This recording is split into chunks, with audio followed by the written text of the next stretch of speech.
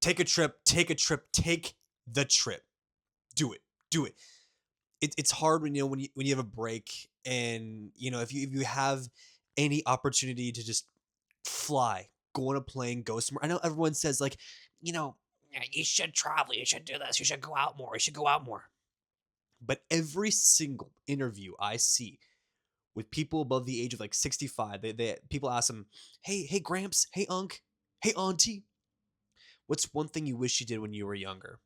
Your one regret. And they every single answer was, I wish I had traveled more. I wish I'd traveled more. I wish I'd seen the world. And full honesty, like building this thing, this company every single day, filming videos every single day, building this website, the product, the everything, being in school. I have a spring break, I have a week off, and I had the opportunity to, really lock in on spring break during spring break and like work and like figure out like how I can make the videos better. And I'm not distracted by school, right? I have a week of no distraction from school. I can just focus on the videos for just a pure week. It's perfect. It's a perfect break. But then I have the opportunity to maybe go to Japan with a friend, and I'm like, I don't know. At 23 years old, it's like, do you listen to every single elderly person says you have to travel more. If you have an opportunity to get on a plane and see somewhere new, you have to take it. And now, like, ever since I've heard that, it's so hard for me to like say no to going to Japan because I've never been. I don't know if I don't go this break, I don't know when I'll have another chance again. Because even summers I have to work, so it's like it's weird. But at the same time, like I need to lock in on this because for our other accounts, we have editors, we have a full team. About 6 people that I have to pay every single month, which is a lot of money for 6 people. It's a lot of work. It's a lot of stress. It's a lot of like me trying to figure out how to genuinely put out the best product that we're trying to build right now currently, so I can make some more money on because I'm right now I'm like really breaking even with like sponsorships and editors. The money I make is like I'm just spending it back on the editors, back on it's just like it's a flat line of money. So it's like I should take the week to grind and figure out this product, maybe even finally release the product. I underestimate what I can do in like 3 days, but at the same time, I sh- a part of me is like, you should go see Japan. And the guy doing construction on my parents' house is just trying to be as loud as possible, right? Let's just. He's just doing his job. He's just doing his job. So I'm sorry if you hear that, but I don't know. I just, if any of you, do you just do it? Do you just go take the trip? Because every single person, and every time too, like every time when I do travel, I get like that break I get from work and posting videos and all that stuff. I get so much inspiration for when I come back to like motivate me, and like the videos are better when I come back. The motivation is tempted because I'm like, I just saw a complete new country. I spent a lot of money. I need to make more and more and more money so I can keep doing that again and again and again. So it's like I get more motivation. So I don't know. It's a weird balance of like work and go out and experience your life because you're not going to be 23 again in Japan with one of your friends. So it's weird. It's a weird decision I have to make. It's a great one. It's not like I'm like, oh, I feel so bad. You have to. Poor guy has to decide if he wants to go to Japan or not, or stay in his house and work on a company he's been building. Oh, what a sad life. No, but it's just like I don't know. I don't know. They both sound great to me. One is better for future, obviously, but one is also better for my soul. One's better for when I look back. I'm like, I'm so happy I went to Japan. Because I don't know, what if I'm 70 years old and I'm like one of those people that goes, I never got to see Japan.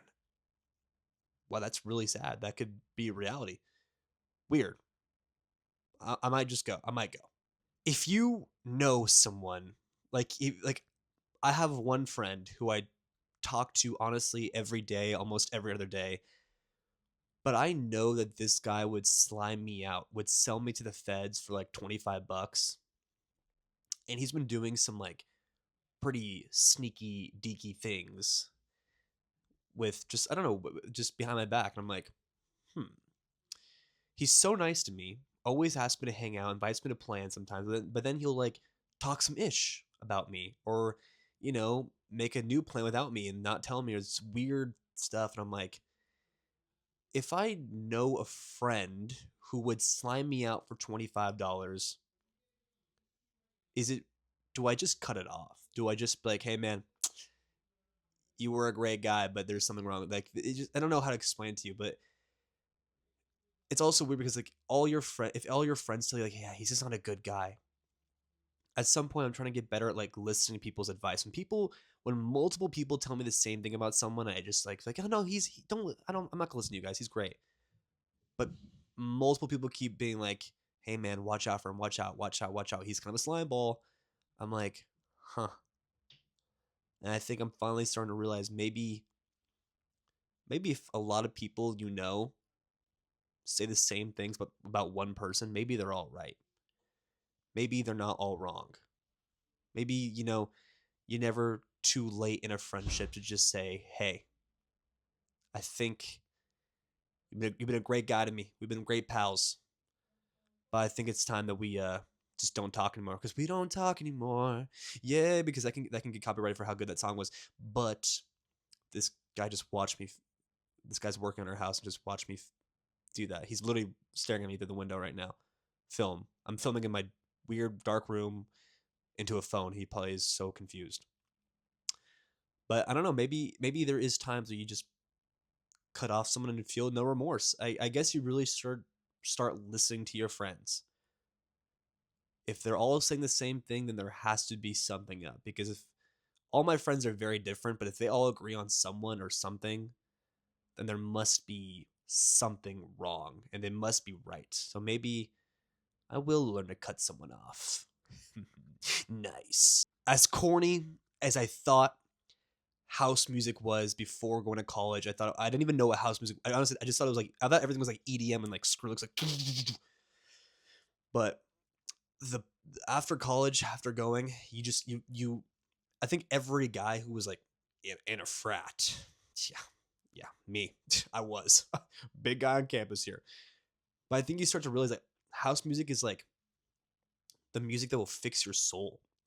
It just makes you in a good, happy mood. And like before, when I was a freshman, I had I had some like friends that were juniors and seniors, and they would just blast house music. They'd blast it in the shower, in our apartment, in our house. I'm like, this guy's a cornball.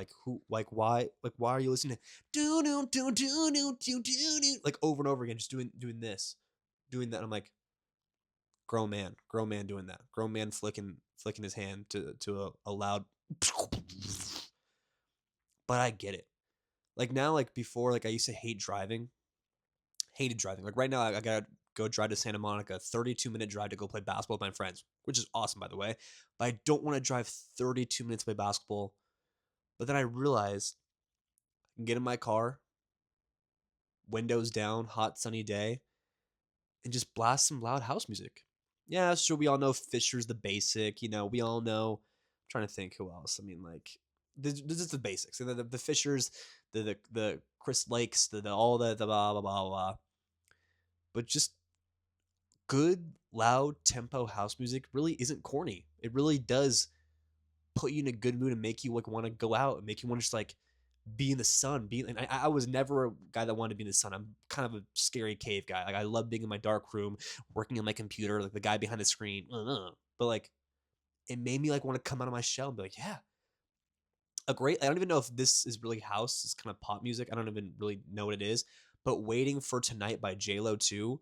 Waiting for Tonight. Like just those house like songs give you the energy. They give you motivation to like, film a video. Like if I'm down bad, I'm like, no, but like there's good things coming. There's this loud house. There'll be scenarios sometime in the future where I'll make it and it'll be summer in a different country. We're listening to house music and we're all dancing because I earned it, because I filmed this video. I made this money. I did this. I figured this out.